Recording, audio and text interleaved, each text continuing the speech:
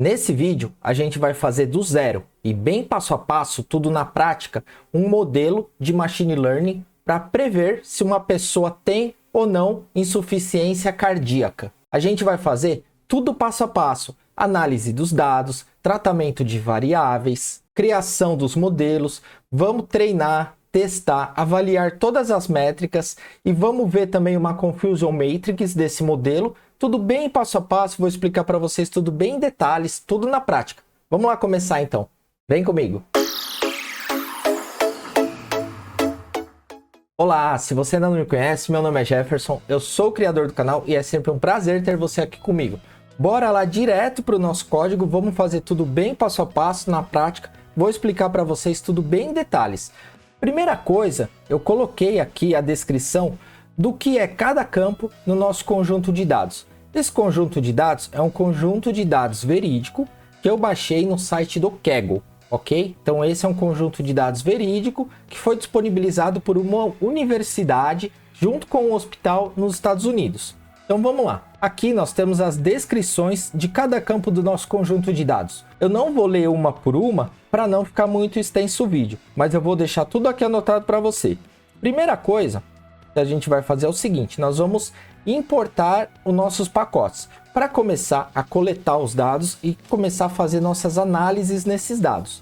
O que a gente vai fazer? A gente vai importar o pacote warnings, pandas, matplotlib, seaborn, numpy, o pacote time e aí nós vamos utilizar a biblioteca do scikit-learn e vamos utilizar algumas coisas dela. O que? Nós vamos utilizar o Random Forest Classifier, porque esse aqui é um modelo preditivo de classificação. Nós vamos prever se uma pessoa tem ou não uma doença cardíaca, uma insuficiência cardíaca, ok? Então a gente vai utilizar o Random Forest Classifier, vamos utilizar o Grid Search CV, o Train Test Split para a gente separar dados de treino e de teste, o Label Encoder para a gente fazer o nosso One-Hot Encoding, o Oversample, o Undersample, o Smooth, o Min-Max Scaler, o R2 Score e o Accuracy Score. E aí, aqui embaixo, a gente vai configurar o Pandas, que é o nosso PD que a gente está importando, pd.setOption, tanto o display.maxColumns como o display.maxRows, vamos colocar none, que é para quê? Se a gente tiver muitas variáveis no nosso conjunto de dados, ele não vai cortar a tela, ele vai deixar e vai permitir aquela barrinha de scroll para a gente ver todos os campos. Se a gente não coloca isso, e caso o nosso data frame seja muito grande, ali quando a gente estiver analisando, ele vai cortar as variáveis, a gente não vai ter aquelas barrinhas ali para a gente visualizar as variáveis que estão mais adiante. Por isso que a gente utiliza isso aqui. O warnings filter, o warnings igual a ignore, para quê? Para a gente ignorar algum alerta futuro se tiver de depreciação de pacote, algo desse tipo. E aqui o PD Options de display.float format, duas casas decimais. Para quê? Caso a gente tenha números muito altos, ele não vai converter para notação científica, ele vai manter tudo com valores com duas casas decimais. Fica melhor para a gente fazer nossas análises. Então vamos lá, vamos importar aqui os pacotes e agora nós vamos carregar o nosso conjunto de dados. Eu vou deixar o conjunto de dados também para vocês junto com esse Jupyter Notebook para você fazer o download na descrição do vídeo. O importante aqui é entender o passo a passo da criação desse modelo e também as explicações que eu vou te dar durante o decorrer do vídeo. E tem um detalhe, no final desse vídeo eu estou trazendo a análise de uma Confusion Matrix, que é uma das métricas mais importantes para avaliar um modelo preditivo de classificação. Então olha lá, vamos carregar aqui o nosso conjunto de dados, a gente vai colocar aqui uma variável chamada df original, que ela vai receber o quê? O PD, que é nosso pandas.read.csv. E aqui está o nome do nosso conjunto de dados, heart.csv. Vamos importar. É um conjunto de dados pequeno, porém dá para a gente avaliar aqui, criar um modelo de machine learning tranquilamente. Segundo passo, vamos fazer uma análise aqui e ver as primeiras linhas do nosso data frame, tá vendo? df original.head. Então a gente visualiza aqui essas colunas. Então a gente tem aqui a idade do paciente, o sexo. Esse chest plain type significa o quê? Se a gente ver aqui, ó, é o tipo de dor torácica do paciente. TA, tá vendo? Angina típica, ATA, angina atípica, NAP, dor de anginosa. Ou seja, são dados de medicina. Então aqui a gente está fazendo um modelo de machine learning para a medicina, ok? Então olha lá, aqui vamos visualizar o tamanho do nosso conjunto de dados com o shape. Então a gente coloca um df original.shape e aqui a gente tem 918 linhas, observações com 12 variáveis, 12 colunas. Beleza. Vamos visualizar também como que estão esses dados no nosso arquivo. A gente coloca aqui o df original.info. Executando, olha lá, então aqui a gente tem o tipo das nossas variáveis, tá vendo? Temos todas as nossas variáveis. Essa aqui, ó, heart_disease, ela tá o quê? Como um valor, sim ou não. Essa variável aqui é a nossa variável alvo, a nossa variável target. Como que eu sei disso? Novamente, olha lá na documentação. Heart_disease é a classe de saída. 1 tem doença cardíaca e 0 é normal. Então, é isso que a gente vai prever no nosso modelo de machine learning. É essa classe aqui, que é a nossa variável alvo, nossa variável target. É o que a gente quer prever. Voltando para cá, o que a gente precisa fazer também, que é um passo muito importante. Verificar se nosso conjunto de dados possui valores missing, valores nulos. Olha lá, se a gente colocar aqui um df original.isNull, ok? .sum, ele vai somar cada variável se existe valor nulo. Então, se a gente executar isso aqui, ele vai mostrar para a gente todas as variáveis e como aqui está tudo zero, significa que nesse conjunto de dados a gente não tem valor nulo. Está tudo ok com relação a valor nulo. Vamos prosseguir então. E uma outra coisa muito importante quando a gente está fazendo nossa análise exploratória, porque aqui a gente ainda está no nosso processo de análise exploratória dos dados. O que a gente vai fazer é visualizar os valores únicos de cada variável. Por que isso? Porque aqui a gente identifica se vai ser melhor na nossa etapa de tratamento de dados a gente converter uma variável para o tipo categórico ou manter a variável aqui como um tipo numérico ou um tipo de string. Então vamos avaliar isso aqui. Primeira coisa, como que a gente vai criar esse comando? A gente vai criar aqui, ó, valores únicos, que vai ser igual abre e fecha colchetes. O que é isso? É uma lista. Então aqui a gente está criando uma lista vazia, ok? Abre e fecha colchetes é uma lista em Python. E aqui embaixo a gente vai fazer o for. Eu não vou entrar em detalhes de como funciona o for e nem detalhes das listas, porque eu já fiz vídeo só falando disso. Vou deixar o link na descrição aqui desse vídeo, ok? Então aqui a gente vai fazer um for e em df original.columns. O que a gente vai fazer? A gente vai varrer todo o nosso data frame, que é o nosso df original. E aqui a gente vai pegar as colunas que estão de 0 a 12. Por que de 0 a 12? Voltando aqui, ó, eu tenho de 0 a 11. Só que lembrando, no Python, isso aqui a gente está fazendo um slice. Se a gente colocar o 11, que é o nosso último número que nós temos aqui de coluna, o que vai acontecer? Ele vai pegar até o 10. Quando ele chegar no 11, ele para. Então a gente tem que colocar até o 12. Por quê? Que ele faz o 11 e depois no 12 já não tem mais nada. Aí ele para, então a gente consegue capturar todas as nossas variáveis aqui. Por quê? Aqui o índice é exclusivo no Python. O que significa isso? A gente tem que colocar um número seguinte da nossa coluna que a gente tem aqui. A gente tem um índice aqui é 11, ok? A gente tem que colocar 12 para ele ler até o 11. E aí ele fez o 11, passou do 11, ele para no 12. Aí como 12 não tem mais nada, então ok, ele vai pegar tudo até o 11. E aí a gente coloca aqui um ponto toList, que a gente está convertendo esses nomes de coluna para uma lista. O passo seguinte é, aqui a gente vai simplesmente só exibir o i, que é o que? O nome da coluna que ele está passando. E a gente vai contar aqui, ó, fazendo uma contagem len, df original i, que é a coluna que o for está passando. Vamos converter para string, astype str, e vamos colocar aqui um ponto valeCounts para ele contar os valores ali que tem naquela coluna. E em seguida, aqui a gente vai adicionar, vamos colocar aqui valores únicos.append, o mesmo comando aqui de cima, tá vendo? Só que a gente vai adicionar na nossa lista que a gente criou, que é essa lista em branco aqui, essa lista vazia, ok? Vamos executar. Prontinho, ele já exibiu e também já incluiu aqui na nossa lista de valores únicos. Então a gente sabe que idade a gente tem 50 valores únicos ali, distintos. Em todos os dados que nós temos, as 918 observações, se a gente agrupar isso, dá 50 valores distintos. O sexo 2, porque provavelmente masculino e feminino. Chain type, tá vendo? E as outras variáveis e assim consecutivamente. E aí, feito isso, a gente vai fazer o que? A gente vai fazer um describe para ver umas medidas estatísticas base dos nossos dados.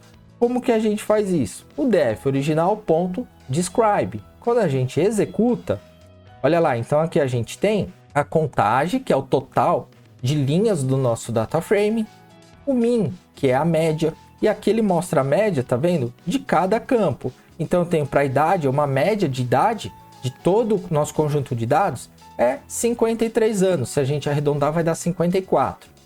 O resting BP 132, colesterol 198,8, fisting, max e assim por diante. Aqui o STD é o desvio padrão, o valor mínimo, o primeiro quartil, o segundo quartil, que também é a mediana, o terceiro quartil e o valor máximo. Aqui a gente já consegue ver que a gente tem algumas colunas, na maioria delas, a gente tem um alto desvio padrão. O que isso significa? Que a gente tem os dados, que nem todos os dados estão numa distribuição normal, porque a gente tem um desvio padrão alto. E aí, como que é calculado esse desvio padrão, todos esses conceitos estatísticos, que é importante você entender também. Eu não vou me adentrar aqui nesse vídeo, porque vai ficar muito longo.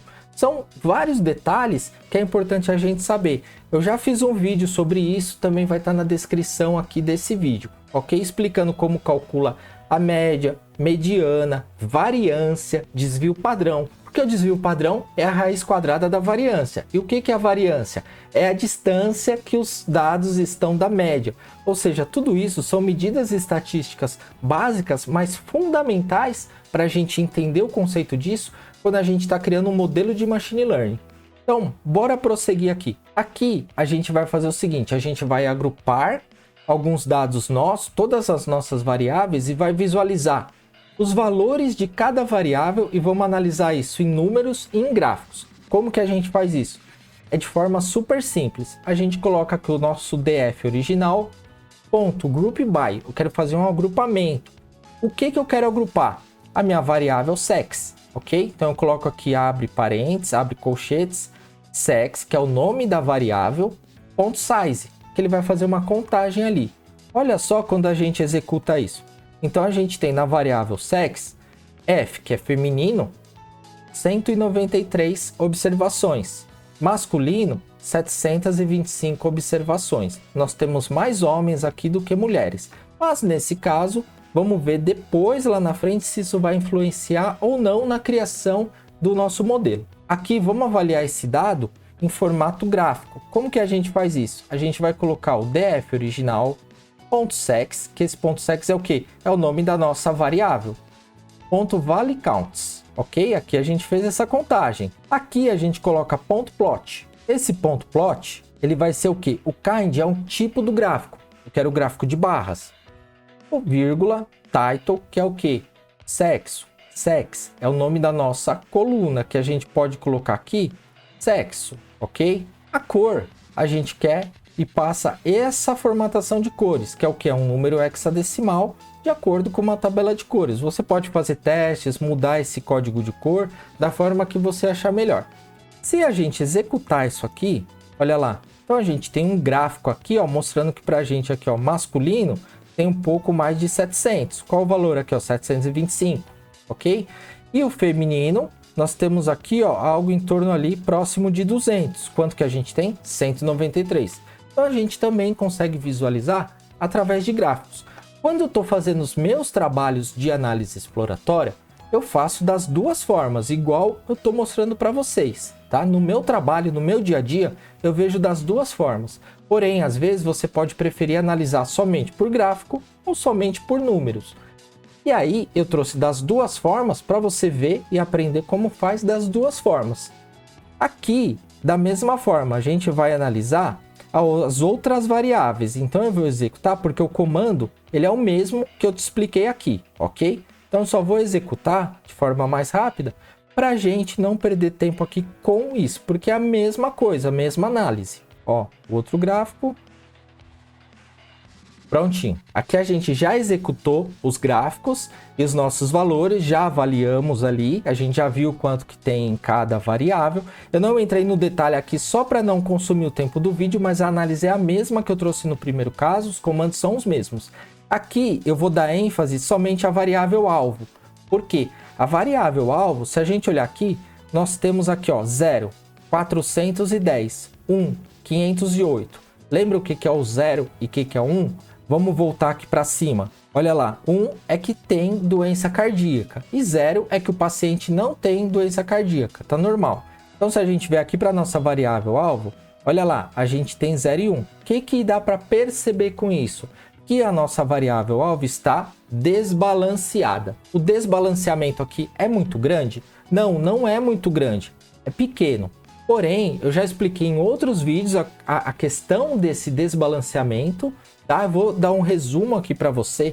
É o seguinte, quando a variável alvo está desbalanceada, a variável alvo a gente quer prever se o paciente é 0 ou 1, se ele tem doença ou se ele não tem doença. Então, você concorda que aqui a gente tem muito mais dados de paciente que tem doença do que de pacientes que não têm doença? Se eu não fizer um tratamento aqui nessa variável para deixar isso balanceado, ou seja, com a quantidade igual, o que vai fazer? O meu modelo de machine learning, quando estiver fazendo treinamento, ele pode aprender informações e pode deixar um viés muito maior para prever que sim, que o paciente vai ter a doença. Por quê? Porque ele vai ter mais dados de aprendizado com a variável target sim. Ou seja, que o paciente tem doença com o número 1. Então, para evitar esse overfit, evitar esse problema de viés ali do modelo aprender mais sobre dados que possuem um alvo ali, que é a variável 1, a variável target com valor 1, a gente vai balancear isso na nossa etapa de pré-processamento e tratamento dos dados, ok? Vamos prosseguir aqui. E aqui a gente vai fazer uma análise bem importante que a gente vai avaliar nossas variáveis categóricas em relação à nossa variável alvo, para a gente ver como que está a relação dessa variável que nós temos ali categórica em relação à nossa variável alvo. Como que a gente faz isso? Primeira coisa aqui, ó, eu estou declarando que o nosso PLT, o que é o PLT? É o Matplotlib que nós importamos lá no primeiro comando que nós fizemos, ok? PLT é o apelido, o alias do Matplotlib.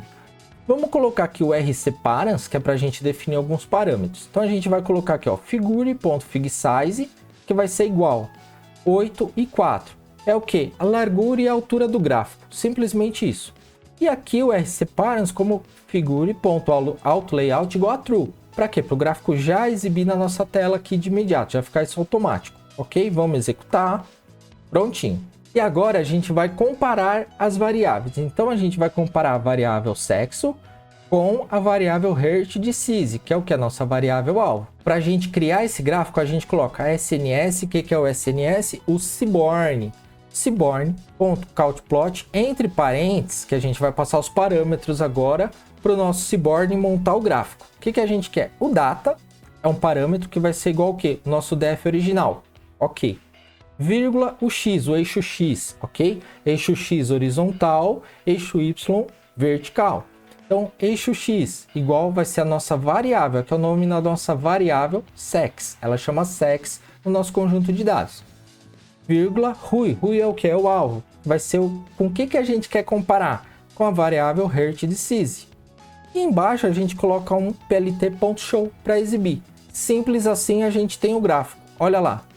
E olha só, a gente executando aqui, então a gente tem o nosso gráfico aqui, masculino e feminino, ok? Se a gente olhar aqui, o azul é o que?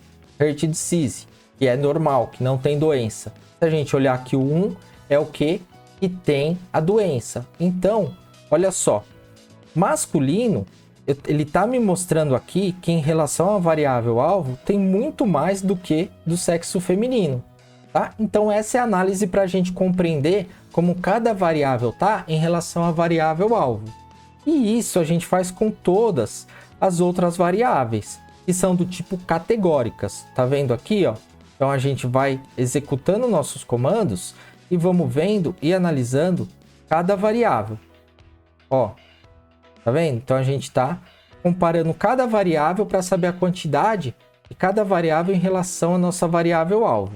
Aqui eu passei de forma rápida, por quê? Porque a análise é da mesma forma que eu expliquei para vocês aqui. Então, para a gente não demorar muito também, vocês podem fazer a análise com calma depois aí, mas você segue o mesmo processo, a mesma criação do gráfico, só mudando o nome da variável que você quer comparar com a variável alvo, tá? Com esse simples comando você gera o gráfico. E a análise, você analisa da mesma forma que nós avaliamos aqui a variável sexo. Bora prosseguir aqui. Agora, a gente vai fazer a conversão de alguns valores. Aqui a gente vai começar a converter algumas variáveis.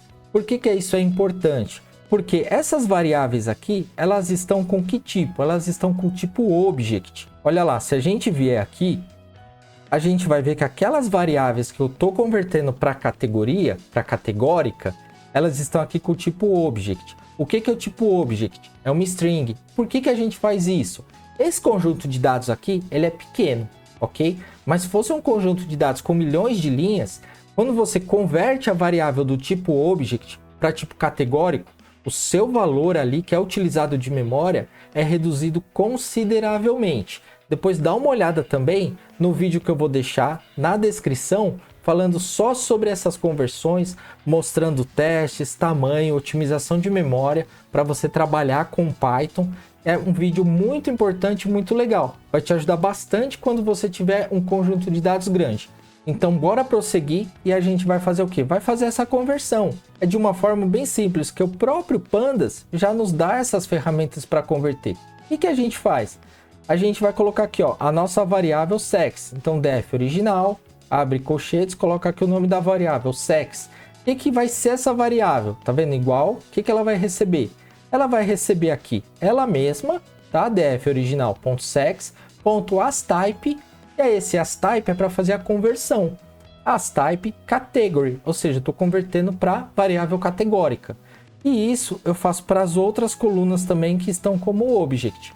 Quando eu executo o comando, o Python vai fazer super rápido, ele já converteu, e agora nós temos as variáveis convertidas.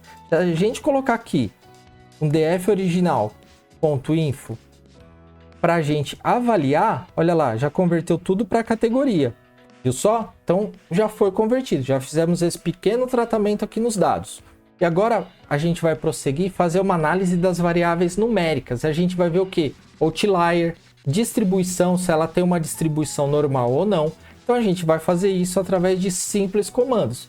Só que antes da gente prosseguir, se você não tiver inscrito, se inscreve aqui no canal. Porque toda segunda, quarta e sexta eu trago vídeos novos, com conteúdo tudo desse tipo, na prática, detalhado, passo a passo, e ainda disponibilizo todo o código fonte para você poder baixar. E com certeza isso vai te ajudar bastante. Então se inscreve aqui, ativa o sininho das notificações para você sempre ficar por dentro dos novos vídeos. E bora prosseguir. E agora como que a gente vai gerar os nossos gráficos de boxplot para a gente avaliar e verificar nossos outliers, e também o nosso gráfico de histograma para a gente avaliar a distribuição dos dados. Primeira coisa que a gente faz é o que? Nós vamos criar aqui uma lista de variáveis numéricas, tá vendo? Então o que a gente vai fazer? Da mesma forma, a gente vai fazer um for aqui, igual a gente fez anteriormente. Vamos fazer um for em def original.columns. Aqui, por que eu estou colocando até 11 e não até 12? Por quê? Porque eu não quero aqui pegar minha variável alvo. Eu quero pegar todas, menos a variável alvo. A variável alvo é qual? É a 11, é a última. Então eu quero pegar só até a 10. Por isso que eu estou colocando até o 11, porque o índice é exclusivo, então ele vai fazer 10. Chegou no 10, quando ele for começar o 11, ele vai parar. Que a gente está mandando aqui, ó, ele parar no 11, ok? Então ele vai pegar todas essas variáveis, exceto a variável target, e aí ele vai fazer um if aqui, ó, if df original.dtypes, tá? O que é o dtypes? É o tipo da coluna. Se ela for igual a int64, ou se ela for igual ao float64, significa que é uma variável numérica, ok? Se ela for numérica, a gente vai fazer um append aqui e inserir ela na nossa lista. Vamos executar isso aqui e vamos visualizar agora as nossas variáveis. Nós temos 5 variáveis que são do tipo numérico. Se a gente contar aqui, ó, 5 variáveis do tipo numérico. O que é variável do tipo categórico, que a gente já converteu no passo anterior, ele não pegou aqui, porque eu só quero agora olhar para as minhas variáveis numéricas. Okay? Então eu tenho 5 variáveis aqui. O que a gente vai fazer agora? A gente poderia criar um boxplot de uma vez e um histograma de uma vez. Normal, passando aqui, ó, parâmetro por parâmetro nessa linha de código, que é para criar o boxplot. Porém, existem formas mais automatizadas e melhores para a gente analisar, que é o quê? É gerar tudo de uma vez. Aqui a gente tem 5 variáveis. Beleza, daria para fazer uma por uma. E se a gente tivesse 50 variáveis numéricas, a gente ia fazer 50 comandos? Não faz sentido. É possível fazer? Claro que é possível fazer. E o tempo que a gente perde com isso? Tem uma forma mais rápida da gente fazer isso, que a gente faz um comando só. O que esse comando vai fazer? Aqui a gente só está fazendo a definição do tamanho aqui do layout, igual eu expliquei para vocês anteriormente. Aqui a gente vai criar aqui, ó, duas variáveis f e axis de eixos, ok? Que elas vão ser o quê? O PLT, a gente vai criar subplots. O que é isso? A gente vai colocar o plt.subplot, que vai ser 3 linhas, ok? E 2 colunas. Eu não tenho 5 variáveis, então eu quero fazer 3 linhas com 2 colunas. Então vou ter um boxplot aqui, aqui, um boxplot aqui, aqui, um boxplot aqui, aqui. Como eu tenho 5, vai ficar um de fora, mas a gente tem que colocar 3 e 2, 3 linhas, 2 colunas. Poderia ser 2 linhas e 3 colunas. A única diferença é que o boxplot ficaria menor, ele se ajustaria de acordo com as linhas e colunas que você está criando. Então aqui eu quero subplot de 3 linhas e 2 colunas. Aqui eu crio uma variável linha e uma variável coluna, que ela é igual a 0, ela vai começar com 0. E aí eu vou fazer um for. Esse for eu vou fazer o quê? O for i em variáveis numéricas. Eu vou ler tudo que está dentro da minha lista que chama variáveis numéricas. O que está dentro da minha lista? Cada campo desse aqui, ok? Que é para cada campo desse que a gente vai criar um boxplot. Para cada campo desse eu faço o quê? O SNS, que é o nosso Seaborn, ponto boxplot, abre e fecha parênteses, vou colocar os parâmetros. O data, que é o que? O nosso def original. E o y vai ser igual a i. Por quê? Porque o meu boxplot vai ficar em pé. Se você quiser o boxplot deitado, você coloca, em vez de y, você coloca x. Simples assim. Vírgula, o AX. O AX vai ser o quê?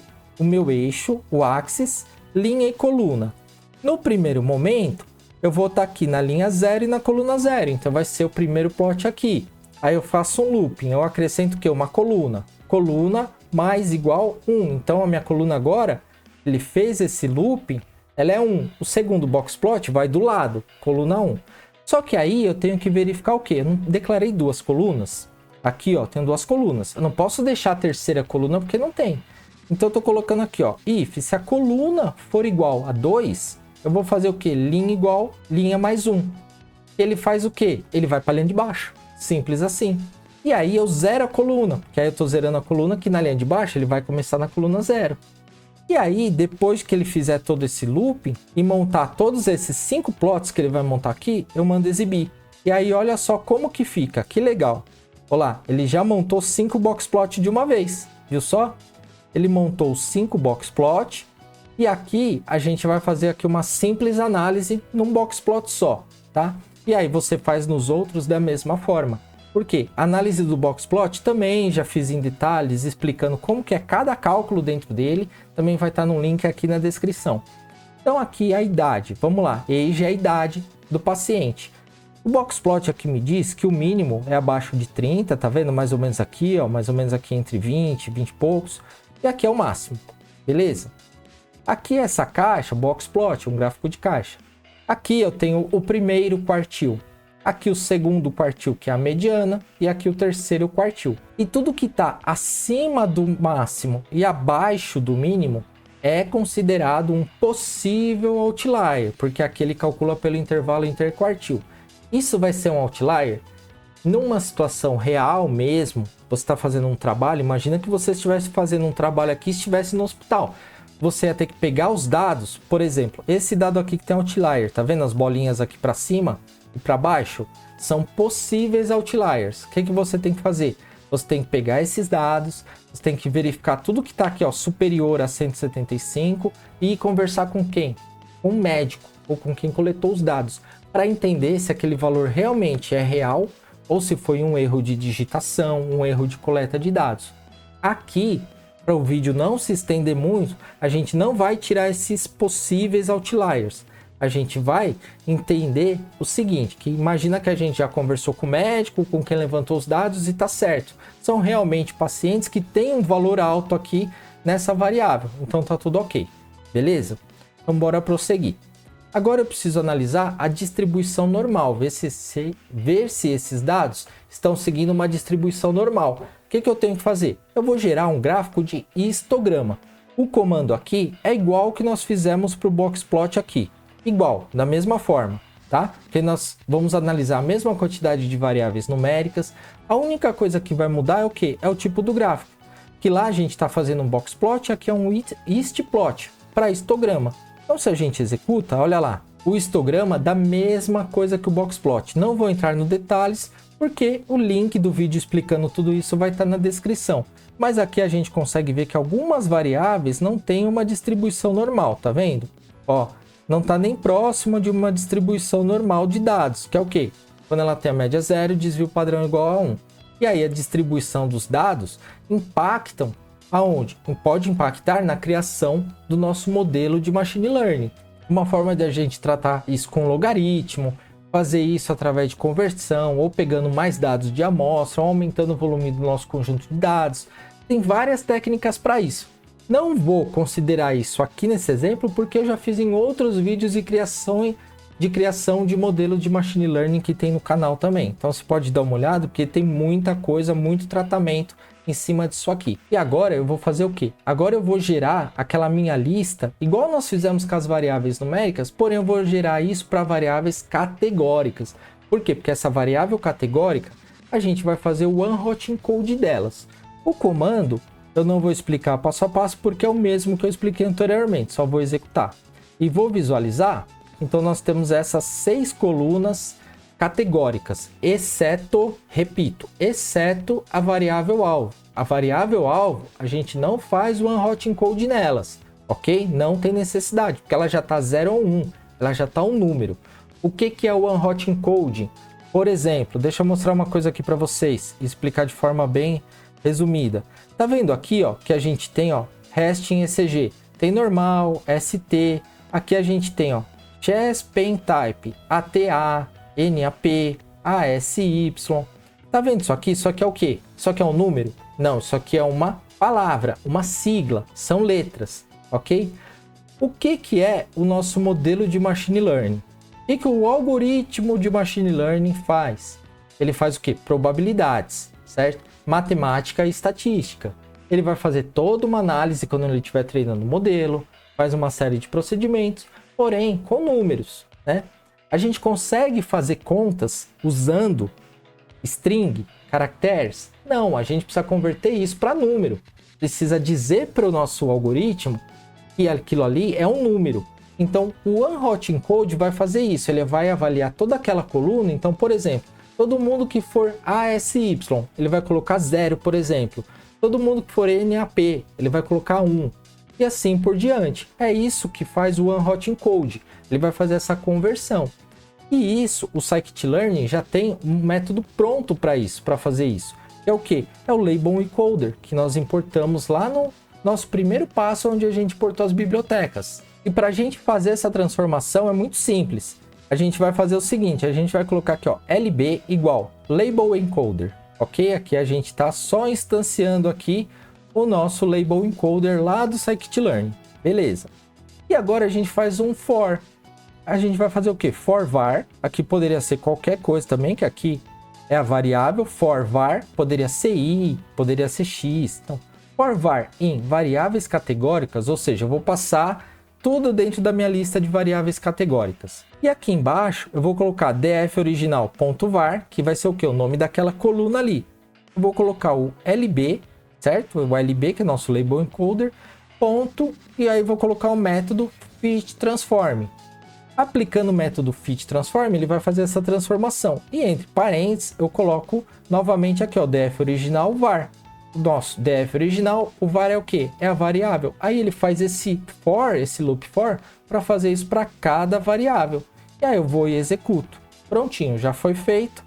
Eu coloco aqui, ó, df original.isNull.sum, só para a gente se certificar que não foi inserido nenhum valor nulo. Tá vendo? Continua tudo ok, sem valor nulo. Se eu olhar aqui, ó, o df original.info, o que eu tenho agora? Tudo número, tudo numérico. Tá vendo? Se eu olhar aqui, ó, e se a gente der um head de novo no nosso arquivo, olha lá, lembra essa variável que nós vimos lá em cima? Ela estava como letra, essa aqui também, olha lá, ó a variável resting, tá vendo? A variável xpentype, olha só, a variável stsloop, olha agora, se a gente olhar lá embaixo, olha aqui, ó, tudo número, tá vendo? Então a gente tem tudo número, por isso que a gente fez esse one hot encode. Agora, ok, tá quase pronto para a gente treinar o nosso modelo de machine learning, mas a gente ainda precisa fazer mais algumas coisinhas, então bora prosseguir aqui, ó. Agora, a gente vai fazer o quê? A gente vai avaliar novamente a nossa variável ali para fazer o balanceamento dela. O que é esse balanceamento? Deixar igual. Lembra que ela estava desbalanceada? Eu tinha mais pacientes com doença do que sem doença. A gente precisa deixar isso equalizado.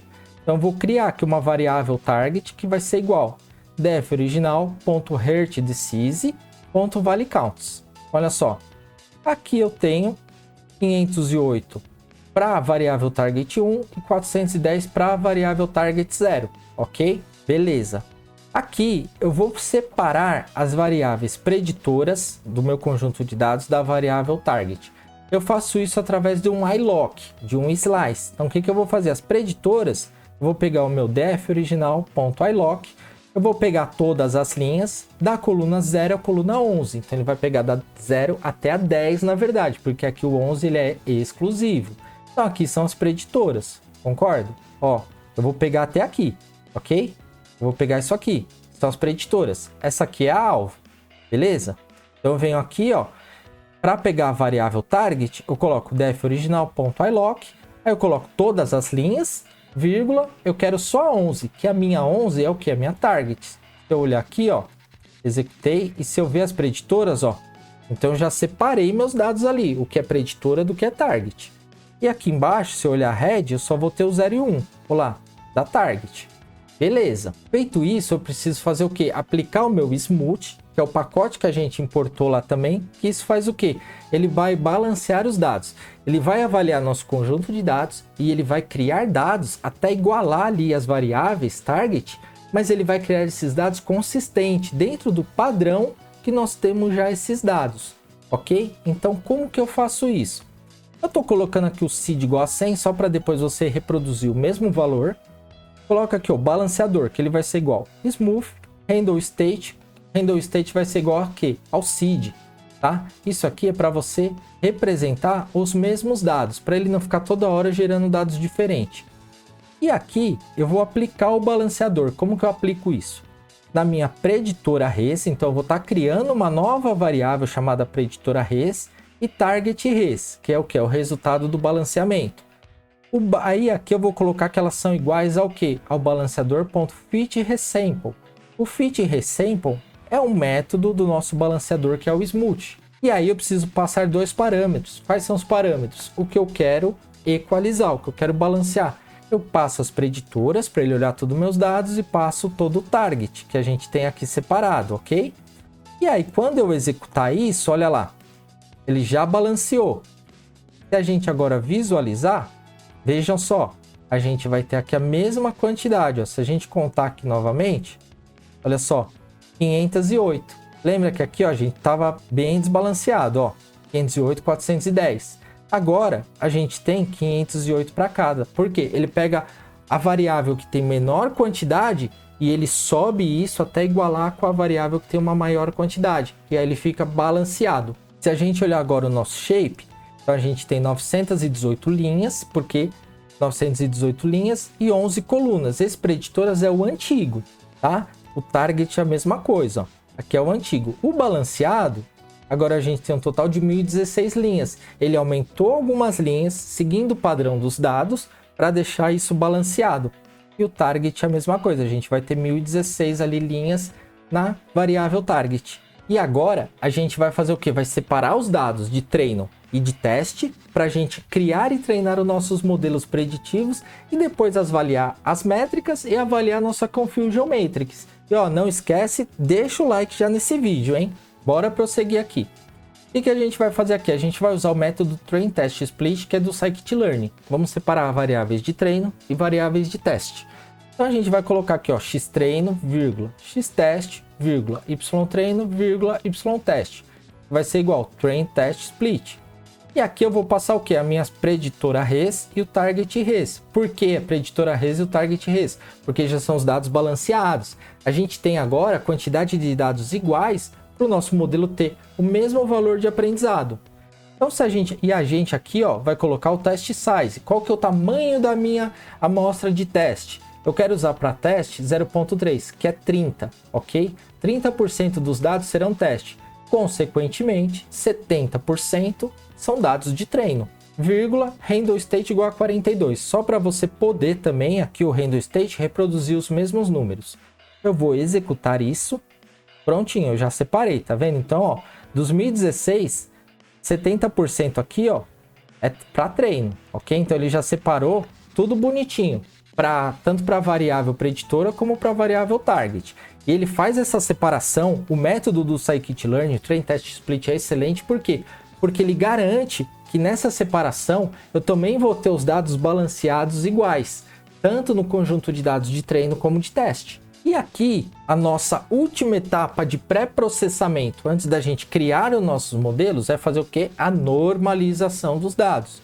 Um dos processos de pré-processamento, de tratamento de dados, mais importante quando você está criando seu modelo de Machine Learning. É esse aqui, eu não vou entrar nos detalhes disso aqui, ok? Porque isso é uma coisa que você, como analista de dados, um cientista de dados, precisa saber.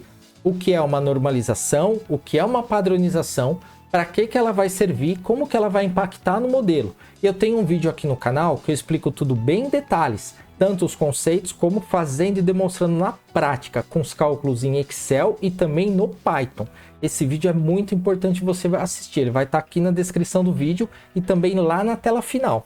Então depois você dá uma olhada nesse vídeo. Então olha lá, aqui eu vou aplicar aqui o normalizador, beleza. Já normalizei as variáveis. E aí, eu vou fazer o que? Agora sim, eu vou treinar o meu modelo de Machine Learning. Aqui, eu já sei que esses parâmetros para o meu modelo são os melhores parâmetros para este conjunto de dados, porque eu já fiz mais de 5.000 treinamentos de modelos usando o Grid Search de forma automática para eu encontrar esses melhores hiperparâmetros. Isso tudo eu explico em detalhes de um vídeo que vai estar na descrição. Tem muita coisa aqui no meu canal para você entender tudo sobre Machine Learning, todos os tipos de análise, de tratamento, de técnicas para melhorar a performance do seu modelo, acurácia, treinamento de mais de 5.000 modelos simultaneamente, enfim, tem muita coisa bacana. Não deixa depois de dar uma olhada nas playlists, dar uma olhada nos vídeos da descrição, ok? Aqui, em resumo, é o que? Eu tenho aqui o meu CLF, que é igual ao que? O Random Forest Classifier, que nós importamos lá no início. Aqui, N-Estimators, Criterion, MaxDef são os hiperparâmetros do modelo. Poderia deixar aqui, ó, assim, sem nada? Poderia. Só que eu sei que com esses hiperparâmetros eu vou ter uma melhor acurácia, um melhor treinamento do modelo. Meu modelo vai ser mais assertivo. Por isso que eu deixei isso aqui. E aqui eu estou construindo o meu modelo. Eu vou colocar aqui o CLF igual CLF.fit. Eu vou passar o X treino normalizados e o Y treino normalizados, para ele criar e aprender a treinar o meu modelo. Quando eu executar, prontinho. Como nós temos poucos dados, então ele fez aqui o treinamento de uma forma super rápida. Aí aqui a gente vai avaliar a importância de cada variável nesse modelo, o peso de cada uma delas. Como que a gente faz isso? Aqui, da mesma forma que eu expliquei para vocês anteriormente, aqui eu estou só ajustando o tamanho do plot que vai ter na tela. E aqui eu vou criar uma variável de nome importances. Aqui pode ser qualquer nome porque é uma variável. O que essa variável vai ter?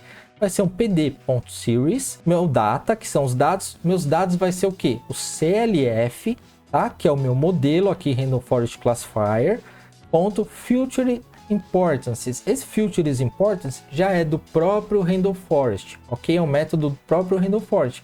Ele pega as variáveis que têm um peso maior ali na hora do treinamento do modelo.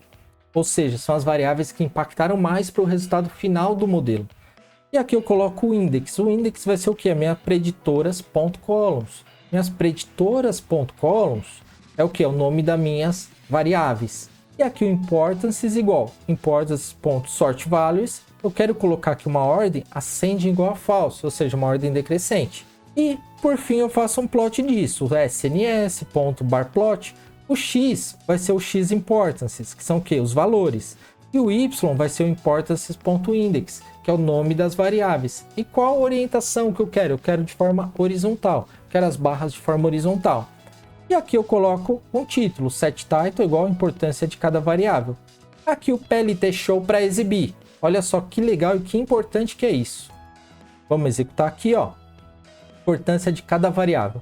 No treinamento do nosso modelo, a variável mais importante é o nosso ST-Slope. A segunda, Old Peak. Colesterol é o terceiro dado mais importante no treinamento. E assim consecutivamente. Tá vendo só? A gente pode ter também esse mesmo valor em percentual para você analisar. A gente coloca importance.sortValues, ascend igual a false, é para ele deixar na ordem decrescente, para a gente ter o quê? Só para a gente ter aqui o nosso número. Então se a gente executar isso aqui, olha lá, 21% de importância, 13%, 12%, 11%, 10% e assim consecutivamente. Aqui ele te dá o percentual de importância de cada variável. Isso é top, hein? Vale um like, fala a verdade. Bora prosseguir. Score, agora a gente vai calcular as métricas, simular ali passando os dados de teste no nosso modelo e ver como que está a acurácia dele, se ele está acertando bem ou não. Então olha lá, criamos uma variável chamada score, que vai ser o quê? clf.score, entre parênteses, x treino normalizados, vírgula y treino. E vamos aqui colocar um score. Esses dados de treino, concorda que nós treinamos o modelo com esses dados? Então ele vai aqui acertar quase 100%. Por quê? Porque ele já viu esses dados. Só que a gente precisa agora fazer isso com o quê? Com os dados de teste, que é os dados que nós separamos aquele 30% que o modelo não viu. Como que a gente faz? A gente coloca score igual clf.score, entre parênteses, x teste normalizados, vírgula, y teste normalizados. Se a gente rodar aqui agora para ver um score, olha lá. Então ele está tendo uma acurácia de 88%. E aí, se a gente fizer aqui também com a accuracy score lá do scikit-learn, o que a gente vai fazer? Ó, ypred vai ser o quê? Vamos fazer as previsões. As previsões do quê? Dos nossos dados de teste. Ok? Então aqui a gente está aplicando agora o nosso modelo e vamos fazer as previsões. O ypred, que eu vou armazenar isso nessa variável ypred, que vai ser igual clf.predict. O nosso classificador RandomForest, que já foi treinado, vamos chamar o método dele predict. Ele vai fazer as previsões do quê? Dos meus dados normalizados. Aí eu só passo os x testes normalizados. Não preciso passar o y teste. Por quê? Porque eu quero prever esses valores de y. Ok? Eu tenho isso separado no meu conjunto de dados. Eu sei ali os valores que são ali de teste, o valor alvo. Mas eu quero prever e comparar para ver como que foi a assertividade do modelo em cima desses dados. E aqui eu vou printar esse accuracy score. Olha lá, 88,19%. Agora, o que que acontece? Imagina que a gente está fazendo esse cenário real, seja para um modelo de machine learning na área da saúde, na área financeira ou qualquer área. Isso serve para qualquer modelo de classificação, ok? Que você está prevendo sim ou não, verdadeiro, falso, 0 ou 1, vai ter doença, não vai ter doença, posso liberar um empréstimo financeiro, não posso liberar um empréstimo financeiro, ou seja, qualquer modelo de classificação. Imagina que você fala assim para o seu cliente, para o seu chefe ou para alguém que te pediu para criar esse modelo aqui para avaliar isso. Um determinado modelo ali para resolver um problema de negócio. Você fala assim, olha, o meu modelo acertou 88%. Aqui eu estou arredondando, tá? Olha, meu modelo acertou 88%. E vamos trazer para esse cenário das doenças cardíacas. Ou seja, tá, 88% mais do que? Que eu tenho mais pessoas que vão ter doença cardíaca ou que não tem doença cardíaca? Eu tenho mais pessoas que sim ou que não? E aí você fala, são 88%. Você pode ter um dado e ter essa informação para você dizer, não, eu acertei aqui 88%, mas isso corresponde às pessoas que não têm e isso aqui corresponde às pessoas que têm. Como que você avalia isso? É através da Confusion Matrix. Por quê? Porque você vai ter os valores reais e previstos, tanto de sim como de não. E como que a gente faz isso? Como que a gente cria essa Confusion Matrix? E para a gente criar aqui essa Confusion Matrix, é simples. A gente vai importar aqui do scikit-learn, vamos colocar from scikit-learn.metrics, import Confusion Matrix e Confusion Matrix Display. Aqui a gente vai colocar um print da Confusion Matrix e aqui entre parênteses a gente vai colocar o que? O y de teste, que são os dados que a gente separou. Esse y de teste é o que a gente já tem, é o valor real. E o y predito, que é o que? O y-pred são os casos que o nosso modelo fez as previsões. E a gente vai gerar uma Confusion Matrix disso, olha lá. Tá vendo? Então ele gerou aqui dessa forma. Calma que eu vou te explicar melhor como analisar isso. Agora aqui, eu executei aqui, ó, eu importei das métricas o nosso Classification Report, tá? E fiz aqui um Classification Report, Y de teste e Y predito, para a gente avaliar o que? A Precision, o Recall e o F1 Score de cada saída, tá vendo? Tanto de 0 como de 1. Esses cálculos aqui que são importantes para quê? Para a gente avaliar ali o nosso F1 Score da assertividade do modelo. Como que o modelo está acertando isso? Calma, não precisa, eu sei que à primeira vista isso aqui parece ser meio complicado. Eu vou te explicar isso aqui tudo em detalhes, inclusive os cálculos, num vídeo que eu vou te deixar aqui na tela final, tá? O importante é você saber que essa métrica aqui, o F1 Score, é uma média aqui entre o Precision e o Recall. Como que faz cada cálculo, é importante você saber. Vai estar num vídeo que eu fiz só explicando isso, porque eu julgo ser muito importante para um cientista de dados saber a Confusion Matrix, saber interpretar, como ela é calculada, o que tem por trás ali de todos os cálculos. Então vai estar no vídeo na tela final, ok? Não deixe de assistir, é muito importante. Olha lá, aqui eu coloco a minha CM, que é igual a minha Confusion Matrix, e aqui eu dou um print no meu CM. A mesma coisa lá em cima. E agora eu vou fazer o que? O CM Disp, eu quero fazer um plot disso. Então eu vou colocar Confusion Matrix Display, entre parênteses, Confusion Matrix igual CM, vírgula, Display Labels, sim e não. E agora, aqui eu vou plotar, que eu vou fazer o plot, estou definindo ali as cores, tudo. Plotei. Essa é a Confusion Matrix do Scikit-learn, ok? Porque é esse cara aqui que a gente chamou com esses simples parâmetros. Isso que eu chamei a Confusion Matrix, que vai ser o que? O meu CM. O CM é ali, ó, que eu fiz ali o Y de teste, o Y predito. E saiu isso aqui. Aí isso aqui eu vou colocar nesse plot aqui, ok? Aí por isso que eu chamo aqui, ó, o Confusion Matrix Display com esses parâmetros. E coloco mais esses parâmetros aqui para deixar ali a cor, tá vendo? CMap Blues para ficar nesse tom azul. Tá vendo? Color Bar poderia ser uma barra ali de cores ao lado. Eu coloquei none para não gerar. E Include Values para incluir o valor dentro de cada caixinha.